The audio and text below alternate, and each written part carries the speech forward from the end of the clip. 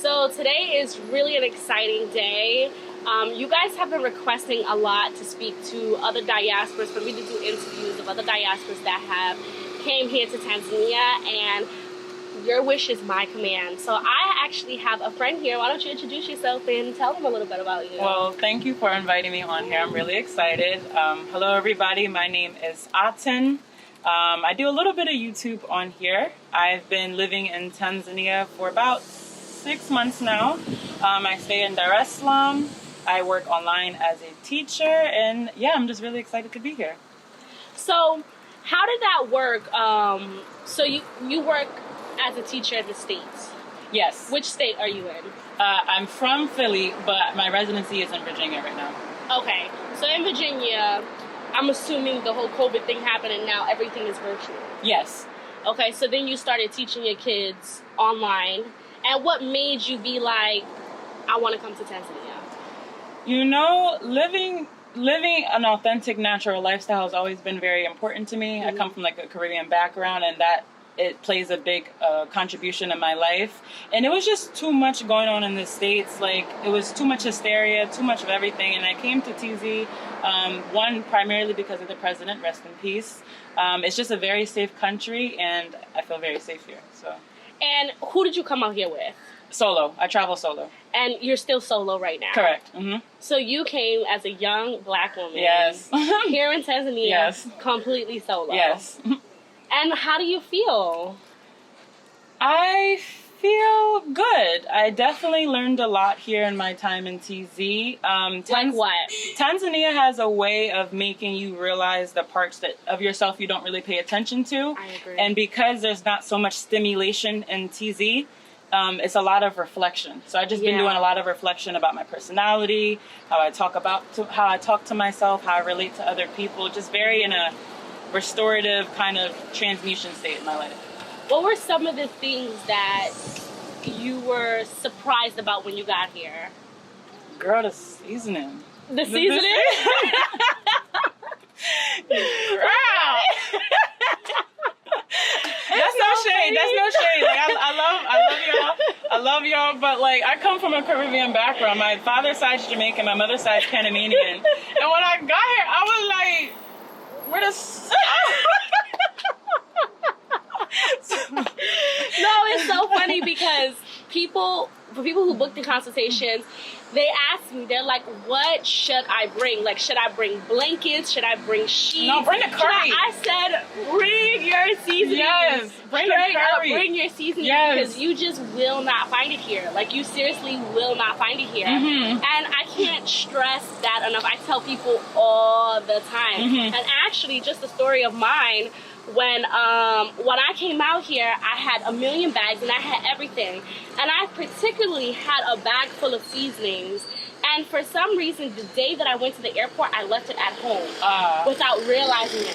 So when I got out here, I was so stressed I was like, I don't have my seasonings, I don't have my adobo, I don't have my lorries, I don't have all of this stuff. Girl. And then I was really, really, really stressed about it. And I was like, okay, so I asked my mom, I was like, can you send it? And it was just like, just a little box of seasonings. She went to the post office and they said to send it to Tanzania it was going to be like $300. Yeah, shipping, that's another thing that's crazy here. To ship things out here is like mad crazy.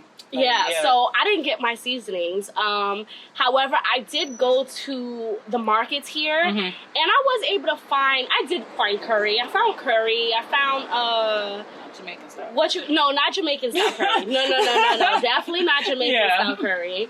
I found, obviously, like the natural things like garlic. Oh, yeah, they have that here. You'll be fine with that here. That type of stuff. Yeah. However, I feel like the reason why they don't use those type of seasonings is because it's more of a natural life. Yeah. They use like natural herbs versus like us, we use a lot of sodium. Yeah. And a lot of, so actually, coming out here and eating the natural food that really didn't have much seasoning, it made me actually lose a lot of weight. It does make you adjust, and it makes you change and cleanse your palate. And it changes your taste.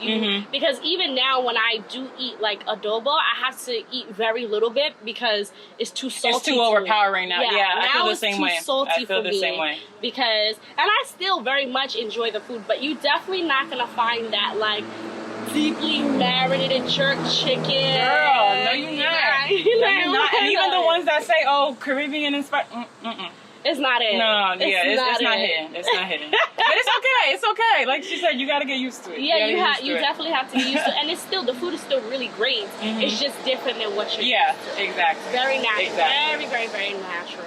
Okay. So, when you came out here as a single solo woman out here, did you have things set up for you already, or did you come out here and you found the place when you already got out here? How was your transition? So I've been living abroad for the past year. I spent my first half in Central America, in Costa Rica and Honduras. Love Costa Rica. It's highly recommended. Yeah. I love Costa Rica. So yeah, I spent half of my time in Central America. I spent the other half here. When I first came out here, I did like an Airbnb situation with someone I connected with. That was all right, but I'm someone who likes my alone time. So I kind of, I came out here like a little headstrong. I was like, I'm gonna get a Delali in like 5 days. I'm gonna have my own place. And it takes time to authentically find what relates to you. Right. So I've been in Dar es Salaam for 6 months and I still haven't found a place that resonates with me authentically in the way that I want. Delali, that's a whole nother situation. You know what I'm saying? What's been your experience with Delalis? I went through several different Delalis. Some were fine. Some, like, as soon as they hear your accent, they charge you higher, and they kind of just want to show you anything within like a certain tax bracket because they think that we just ball and shot calling. So it's definitely been an experience. Even like telling people like, hey, this is my budget, this is where I want to live. They're like shocked that I want to live more locally and not in like Oyster Bay or Masaki or something like that. So it has definitely taken time. And actually, I would just get in the car with my homegirl here. We would just drive around and find places and just be more direct in talking to people. That's the best way to find places too. As long as you have someone who speaks Kiswahili. But yeah. And then what else did you do? In terms of that, you booked a consultation with your girl. Oh yes, girl. You have been a tremendous help. I definitely reached out to Diamond about a couple months ago. Yeah. We definitely talked about it, and I explained and expressed my interest. What her struggle was with Delali and all of that stuff. Yes. And I explained that I wanted to move to Arusha, and she just been such a tremendous help. Because girl, I was struggling. Like, yeah, she reached out to me we had a consultation, and she did talk about the Delalis, and the benefit of booking Hope and I is that we don't see you based off the dollar value because we're American. Yes. Like we are American. Well, not we. My husband is Tanzanian, but I'm American, and I know how it feels to be discriminated against because you are American and they think that you're just rich. Yeah. So we charge a certain fee, which is nothing compared to the Delalis, and we go out there and we find you a place, and we go hard based off what it is. I don't care if you can tell me that you want to spend $100 on a place. We will go out. And they're quick. Y'all are quick. Yeah, we are quick. I told Diamond one day, like, I think a few hours later, Hope was just sending me a slew of places. I was like, damn.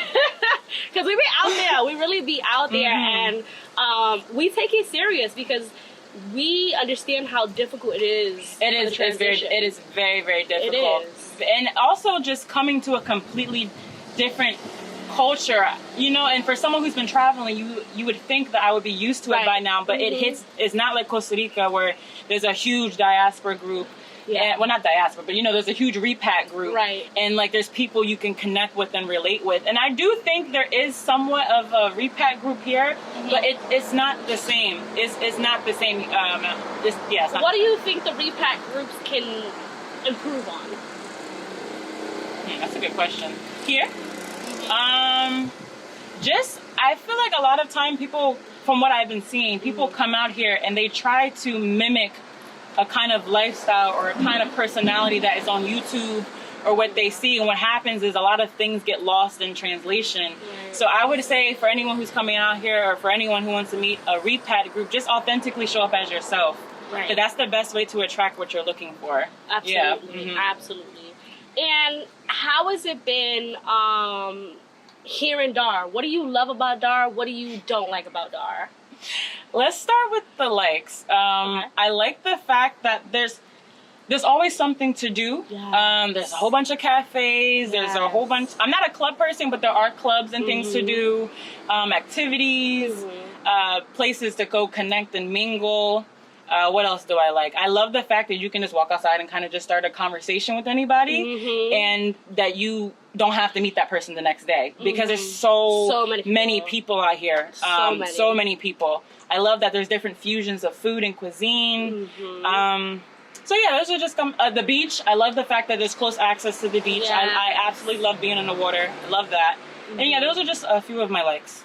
Okay, and you're just like, be honest. No, I'm gonna be honest. Listen, Tanzanians out there, don't be attacking. We're here to tell the truth, and this is her experience. So don't be out there like, right. Last time I did a video about like what personally bothers me, and they were like, you spoil you the American, and that's not a real issue. Right. This is our experience. We have a right to feel how we feel. So you can be honest. I'm gonna protect you. No, it's okay, bro. I appreciate it. But no, I have a few. So my first dislike is the weather. Bro, it's mad hot. Like, it's hot. Like, I walk outside and I gotta already change my outfit. Like, Dar is really, really hot, and I don't. It's too much. It's a lot. And it's hot all the year round. Yes. If it was only hot for a couple months, I could deal with that. Yes. The coolest has ever been, I came here during the raining season, and I was in Mbezi Beach during the raining season. That was okay, because you got the coolness afterward, but Dar is very, very hot. Most of my reasons are going to be in like community and spiritual based. So my next one would be, I find it very hard to create an authentic sisterhood here. Primarily because, there's not a lot of repats and diasporans who are, everyone's on their different lifestyle, different time, different wavelength, different journey. So, but I'm used to like automatically being able to immerse myself in like some kind of sisterhood, some kind of community. And I found that Dar, although it's lovely and you can go outside and communicate, I spend most of my time alone. And I wasn't necessarily expecting that. And for me, my kind of personality, I do well with, communicating, being, umoja, community, fellowship. And it's kind of challenging here at times. It's kind of challenging. What else is a dislike? The Delali situation, that's been a huge dislike. Guys, book a consultation. And it's not every single Delali, but like she was saying, it's like different cultures, different aspects. They don't see you the way I see them. And it makes just the process very, very difficult. So I highly recommend booking a consultation with Hope and Diamond, because they kind of just eliminate the middleman, because they kind of already know what they're getting themselves into. They already know what to tell you and know what to expect. So it makes that process easier. I've never had a problem with Hope and Diamond. They never like cheated me out of my money or anything like that. Like, oh, and that's another thing. Girl, I lost a lot of money. Really? A lot of money. Delalis. You lost a lot of money. With Delalis, the first two Delalis that I had, I didn't know when I first got here about the commission fee, the 20,000. I was about to say, because Hope and I have never used a Delali. Yeah. So Delalis are very new to me. Yeah. I've always had friends to help me, and I've always had, I had my husband and stuff like that. So can you first explain what's the Delali process? Okay, so how it's supposed to be, or how it was for me? How it's supposed to be, and then how it was for you. So, hi, my name is James. Well, that's a bad name, but my name is James. I'm gonna be your Delali. What's the next step? After Delali agrees to you being Delali, it's supposed to be a 20,000 commission fee, and that is just for them showing you the houses and everything like that. And after they show you that, whatever house you decide and settle on is 1 month equivalent to whatever that rent is. So for example, I told the Delali, hey James, I'm interested in Mbezi Beach. He shows me homes in Mbezi Beach. Once I pick in a house, let's say it's 80,000 T shillings, 800,000. 800,000 T shillings. You would give about $400. Right. You would give him 1 month equivalent of that, and that's just for him showing you around and for you finding that place. Like, you owe him a little bit of bread. So that's the proper. Yeah. That's the proper way. Yeah. Okay. But how it happened. We've charged you nothing near to that. No. And it's like pennies compared to what we charge. Right. It's ridiculous. And and a lot of Delalis, they'll try to tell you like, oh, like I need gas, or oh, like something's wrong with my family, or a family member has surgery and can you pay extra money? Or they'll try to jack up the $20,000 commission fee to, let's say, 100,000 T shillings or something like that. And then they'll try to the Delalis I worked with, they'll try to jack up your 1 month commission that you owe to them. So it's just very convoluted sometimes dealing with Delalis. Not all Delalis, but a lot of them. I've also heard about, I mean, just from experiences that I've heard about that they will even tell you the rent is more than the landlord's asking for, so they can get money every single month. Yes. So let's say that the landlord is asking for $500,000. They'll say $800,000, and then every month while you're living there, they will get $300,000. Yes, I've also recently found out. I don't know how true it is, but a lot of people told me with Delalis, they're actually, I don't know how true it is, but they're actually not supposed to get the 1 month because they also get a commission from the landlord as well. Yeah. I didn't know that when I first, I didn't know that. Oh, absolutely. Yeah, I did not know that. Absolutely. Mm-hmm. First of all, when you book Hope and I, we don't go through Delalis. We go straight to the landlord. We figure out who the landlord is. We have enough connections to know anybody who owns that house. Trust me, Hope and I will find out who the landlord is, and we'll go straight to the landlord. We do not go through brokers. We do not go through, even when we bought our land, we did not go through any Delalis because we just feel the need not to, because we don't want to go through problems like that. And then also headaches. Yeah. And the reason why they push you to get more of these expensive houses is because they get a bigger commission. It's more commission. Yeah, it's bigger. They get a bigger commission. If they see you only want this like cheap house or whatever because it makes you happy, it doesn't make them happy at the fact that, you know what I'm saying? Like they're not getting that much money. Yeah. So they push this narrative like, oh, you need this beautiful house. This is a good house. This is this. And they don't even look at what's best for you, what you're asking for. Girl, I said one time I want a house in Mbezi. Why are we all the way in Masaki?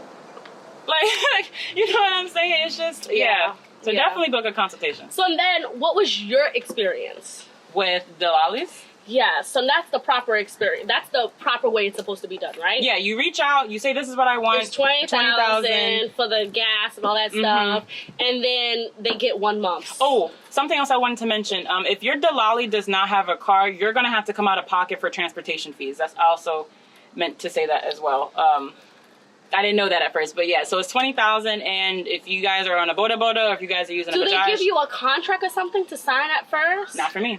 I never had that. See, that's the problem. Yeah. That's the problem. You don't have a contract. They can say and do whatever it is that they want to. Yeah. I even know someone who they paid their Delali, and they're now getting harassed by their Delali because they want more money. That happened to me before, too. So now let's talk about your experience. Yeah. What happened? So I went through, maybe 5 or 6 different Delalis since being here.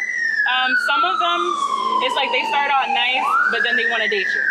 Or then they want, more romance with you. Or something like that. And I'm like, no, I just, you help me find my house. Asante, here's your money. Seriously? Yeah. And I've had to, block and, explicitly tell this person, the security at my gate, do not let this Delali in because of X, Y, and Z. Because they want to date you. Yeah. So I've had that experience. I had some Delalis that, I'll pay the fee or whatever, we go our separate ways. And then the landlord is telling me, oh, such and such is saying that you still owe 200,000 T shillings. See? And I'm like, no, I paid him, we went our separate ways. And everything in writing. Yeah. My last place that I found was through a friend. So if you have any friends, obviously book a consultation. But if you have any friends or anything, that's the best way to go about it, because your friends, they know what's up. They already know what type of time it is, so yeah. And friends that've been here for a while and knows the information, because you can have a friend who used this person and may have not had a problem, but then you use them and you have a problem, and now you're upset at your friend because you think your friend set you up.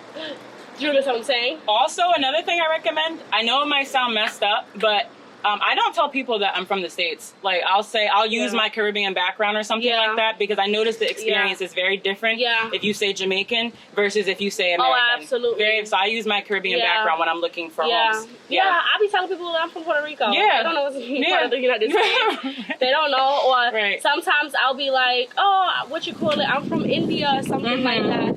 And And they'll be like, oh, okay, you definitely get a different treatment when you say you're not from the United States. Yes. And it's one of the things that I hate saying is like, I'm from America. I hate saying that. As soon as they know you're from America, it's like they see you, their eyes glow, and like see dollars. Yes, it's a different reaction, which is sad, but it is it's because true. a lot of us in the U.S.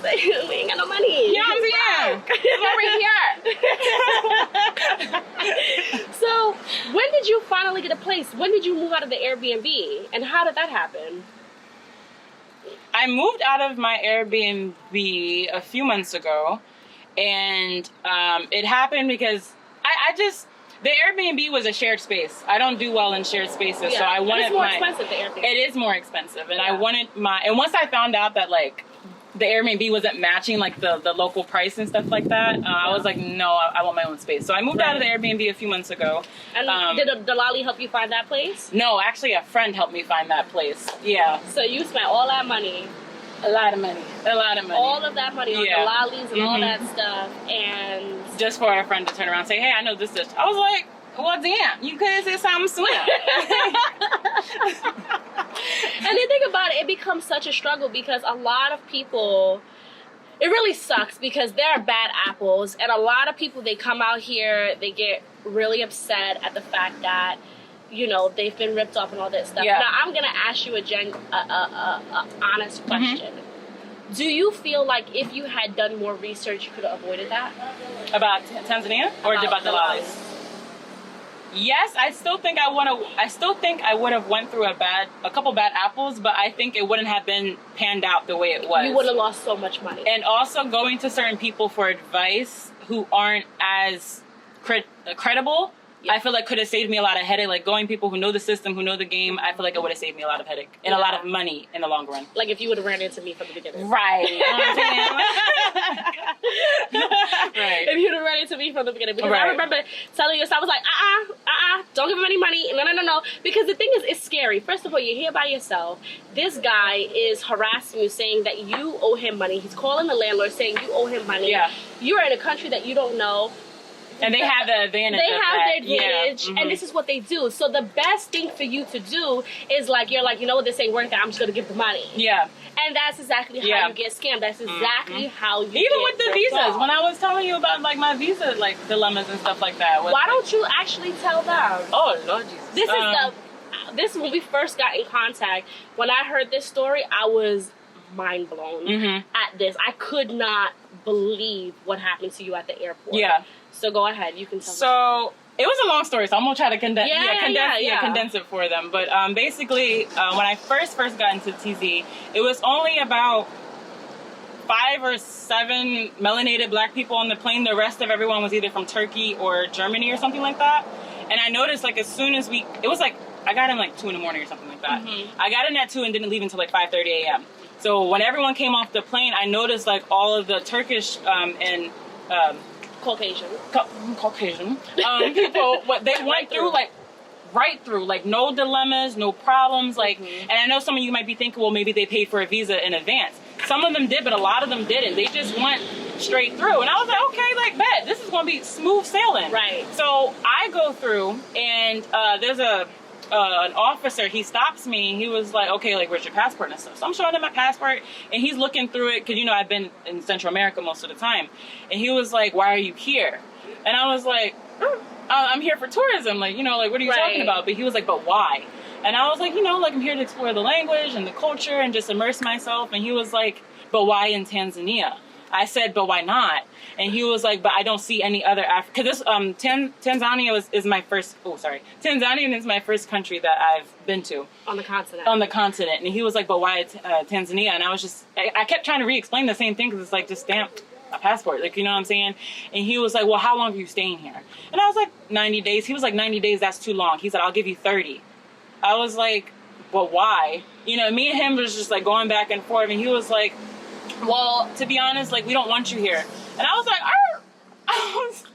and mind you, I'm tired. I got my bags on me. I'm ready to go. And I was just like, okay, well, can I speak to somebody else? You know, I speak to somebody else. And he brings over his friend, who was also security. So me and him are going back and forth. So I was like, you know what, just stand me for 30 days, whatever. Because I was just going to take it and just dip. I was like, just stand me. He was like, no, let's talk about it. I'm like, I'm telling you. Why? What is there to talk about? That's what I'm saying. Just stand there. You're denying me right. my 90 days. Like, what is that? What is there to discuss? And really, it's not even 90 days. He's supposed to give you a year. And I didn't know that at the time. I wasn't familiar with that because I thought it was because in the other countries you do the border run or whatever like that. Yeah. I thought it was the same thing here because the way he was explaining it, I was just okay. 90 days, come back, blah blah blah. Do your research, guys. Right.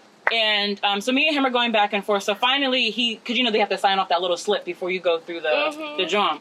So I went through, he signed off finally. I went through, he was like, but wait. I was like, yes. And he was like, well, do you know the price of the visa and all this other stuff? I was like, yes, can we just go through? He was like, but why 90 days? I said, look, if you want to give me 30, that's fine. Just give me 30.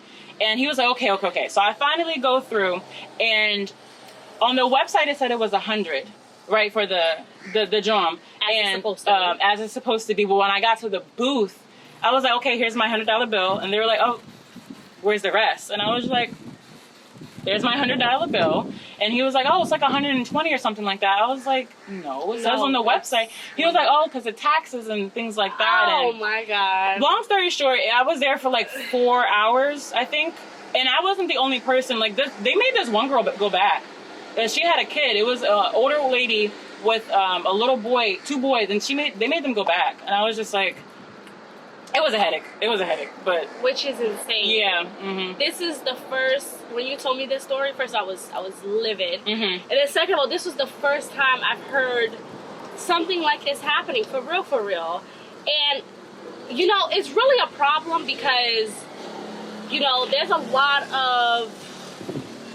there's a lot of problems, you know what I'm saying? Yeah. And it's not a secret, you know what I'm mm-hmm. saying, that there's corruption, there's mm-hmm. so many things that happen, and sometimes us as Americans, we get mistreated. Yeah. And the thing is that it depends on the officer. Yeah. And it sucks. If it says it on the website, if it says that this is what it is, this is straight up what it is. Mm-hmm. And what he did is he took the fact that you didn't have certain knowledge about it, mm-hmm. and he ran with it. Mm-hmm. Because I already told you, I would have been like, listen, I know. I'm an American, and I am entitled to a 1-year visa. I'm coming here for tourism.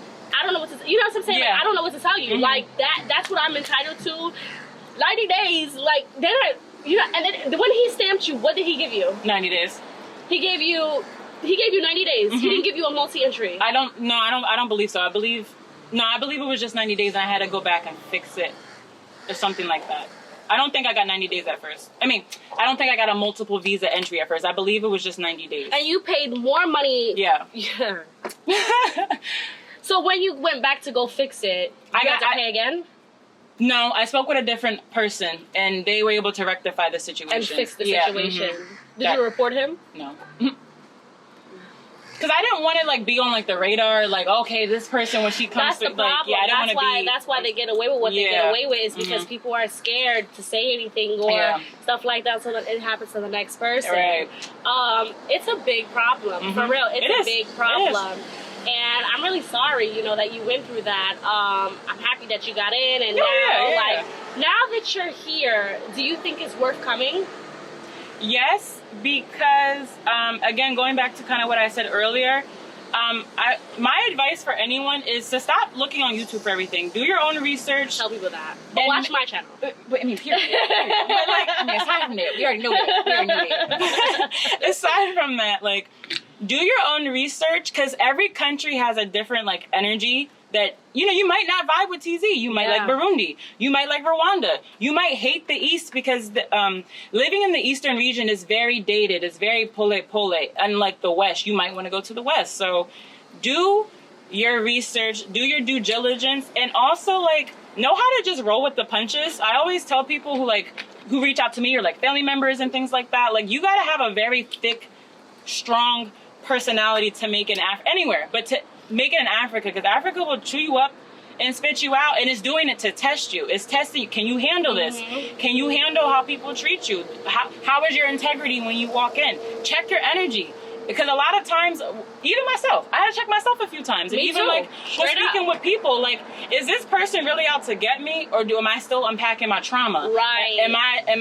Did I speak a way to them that made them trigger and react that way? Check yourself at the door, and I always recommend, like, at least have an idea of your trauma and, like, what you want to do and who you want to be before you step in here. Because, like, you're gonna get whatever you put in. Like, you know what I mean? You're gonna get exactly what you put in. And for the people who are so quick to leave, I always say, like, was it worth it? Like, you know what I'm saying? Did you do your due diligence? Right. Did you check yourself, or just check your surroundings and blame everything? Rolling with the punches is such a big deal. It is. It's a huge deal because of the fact that things are going to happen. Nothing, even if you have everything planned to the T, it's not going to go as planned. And it's not supposed to go as planned. Yeah. I think the best moments and experiences in life is when we can just submit to the unknown. You know what I mean?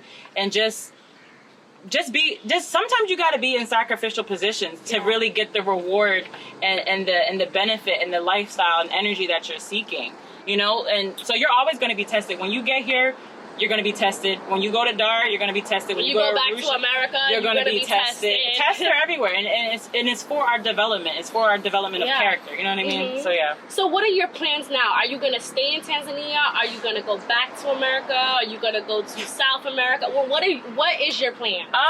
So I am going to be in TZ until I ride out my visa, because I am on a student visa. Don't recommend it, but I am on a student visa. Why? Come on, the people want to know. Why don't you recommend it? Well, I just want a disclaimer. I can't give like any legal advice or anything like that. Guys, no legal advice. You have to go to a lawyer. This is purely her experience. Right. It's just her experience. It's just because there's such an influx of everybody wanting to come to TZ, and a lot of people are leaving, but everybody at one point was coming into TZ. And they were using student visas. I heard about using student visas. I heard about that. Yeah. And that was becoming a problem. And although my purpose was pure in intent, I did want the student visa to learn Swahili, to learn more about the culture, but that wasn't everyone's intent. Right. And I respect immigration, and I respect people in immigration, you know, trying to, because, you know, like, a lot of people coming in their country, they want to protect their nation, you know what I'm saying? And I 100% and they see all these applications and they're like, it does raise some flags. It does raise some flags. And you have to think, if we were to reverse it, if everyone was coming to the U.S., y'all already know the U.S. would be like, shut it down. Like, you know what I mean? So I respect it. I personally, again, I can't give any legal advice, but I personally don't recommend it because I find it a little bit more convoluted to get now. And that's basically the reason why I don't recommend it. But I am on a student visa. I do want to stay in TZ, but I do not want to stay in DAR. And then I'm kind of just open to wherever life has to bring. I might stay here and move more to the east. I love the eastern region of Africa. I love the datedness. It makes you sit with yourself more. Yeah. And in a way, I feel like because I have family and people in Ghana too. So I don't know. I just love the energy. It's more dated. It's more slow. It makes you sit with yourself more in a way that I feel like I can't really get in the West, because it's more like, kind of like Philly and New York. It's more like, you know, some type time. So, yeah. So where do you want to be after you leave Dar es Salaam? Arusha. So you want to head up to Arusha? Yes. Why? Primarily because I love DAR. I feel like DAR came with a lot of lessons. DAR put me on my ass a few times. It made me question myself and my relationships with people and how I contributed to that. But this point in my life, I kind of just want to focus on reflection and really just take the time and, like, you know, my metamorphosis, and really just focus on self. And I've heard so many great things about Arusha. You know, live in Arusha, you know what I'm saying? Yeah. You know what I'm saying? Philly, New York and stuff. And I'm just really in that space where I need to reflect for myself to be a better contribution to Tanzania, and also just to be a better contribution to myself. Are you excited to get out of the heat? Girl, period. That was one of the first reasons. Girl, you walk outside, don't be sweating.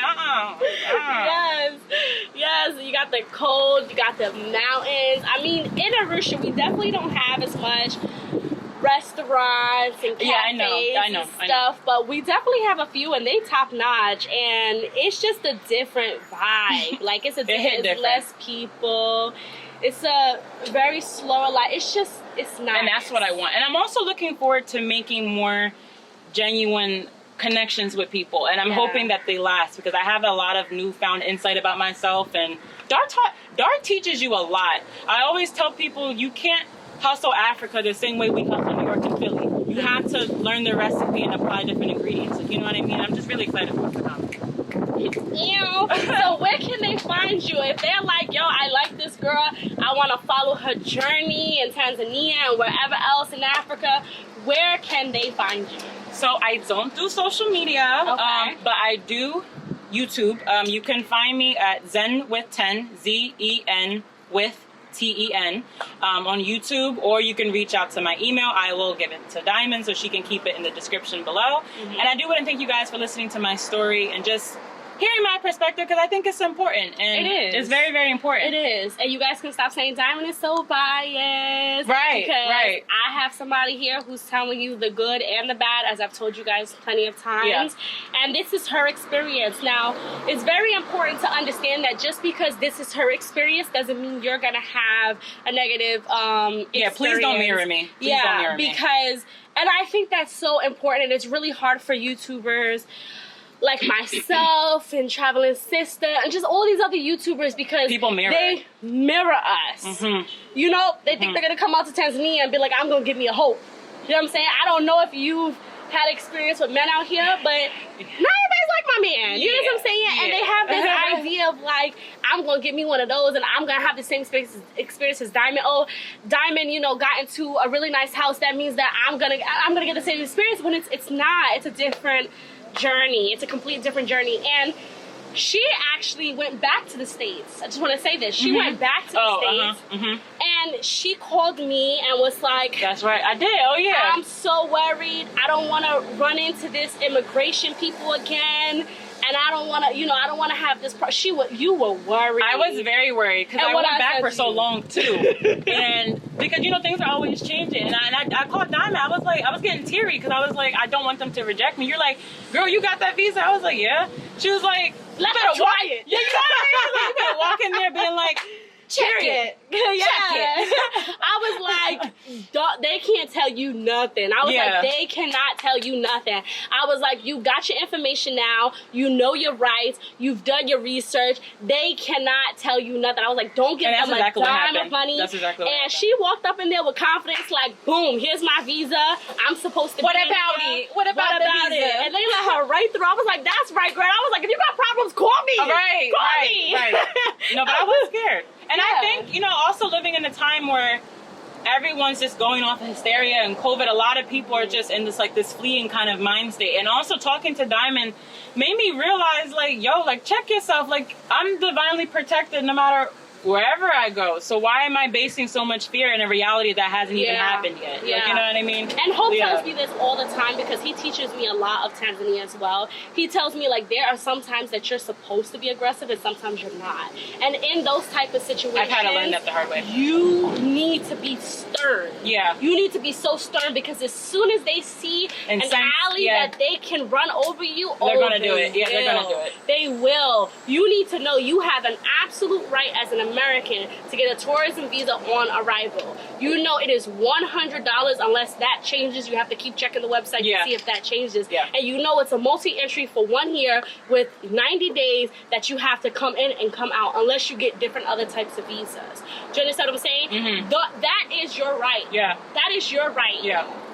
So yeah, he saw the opportunity, which is why he was like, let's talk about it. Let's just talk about it. Because he knew that he couldn't deny you. He knew he couldn't deny you. Mm-hmm. Now, you don't know what was the situation behind the other woman, why they sent her back, because you wasn't in the room or whatever. She might have just, you know, got to the point where it's like, I'm not arguing with y'all no more. Send me back. I'm leaving. You never know what happened in that room with her. So, you know, we can't place judgment on that situation, but it really sucks at the fact that they pretty much let everybody else in, and all the Black Americans was pulled to the side for interrogation and all of this stuff. So, I mean, like I said, I don't want you guys to take her experience and be like, well, I'm now scared to go to Tanzania, or I'm now scared to, you know, try to get a visa because I don't want to. Because you're going to get exactly what you asked for. Yeah, like, go in there with confidence why you're here, whatever the situation is, get your stamp and keep pushing. You can do the visa online. I recommend that if you are going to do the visa online, it's definitely a process, but I definitely recommend maybe you get like a lawyer or something like that. Yeah, I was just going to say that, yeah. get the lawyer, because the lawyer will do it right away, and the lawyer is not going to cost you a lot of money to do it. The last video that I posted about that lawyer, he does do those visas online, so you can definitely reach out to him and have him do you and your family a visa to come out here, and it'll save you time, energy, and all of that stuff. And you know, with the lawyer, it's definitely going to go through smoothly if you are gonna do it online, versus if you do it online by yourself, you might wait a year to get it back. I recommend what Diamond said, because that's one of the reasons why I didn't do it online. And just be honest by the reason why you're coming out. Like, don't everyone talks about everybody, you, traveling sis, everybody. It's like, but it's true. Like, don't romanticize the experience, because you're gonna get exactly what you put in. Be honest with yourself, and don't make permanent expectations. I see a lot of people here moving with permanence, but you haven't even visited TZ. You might get here, you might not like it. So just come with the open mind. Visit before you bring all 30 bags with you. You know what I'm saying? And just really allow life to happen. And if you're in a situation, because I get some comments that say not all of us can afford to visit. If you can't afford to visit first, and you're gonna move out here, just make sure you have that open mind. Have that open mind that things are not going to go as smoothly as you want to. Have that open mind that there are things out there that, you know, that's very different than your current lifestyle. So as long as you have that open mind and you're really like, gonna roll with the punches, then I think you're fine if you can't visit with not visiting. But you can't be one of those people who have never visited and you're closed-minded, and then you come out here and you're like, oh, I didn't know it was gonna be like this, and I moved out here, and then you blame the locals, and you blame Tanzanians. So, all right, guys, thank you so much. You're welcome. You so much for sharing your experience and being brave enough to share your experience on YouTube and things like that. I'm sure we all support you. I'm so excited at the fact that even though, you know, things have happened, you still out here. You still plan on being out here. African streets. Period. Like, you really out here, and it didn't discourage you. You didn't say, no, I'm gonna run home because I had a bad experience. You came out here, you got to know people, you got to, you know what I'm saying? Like, that's beautiful. Thank you so much. Thank you. I really appreciate that.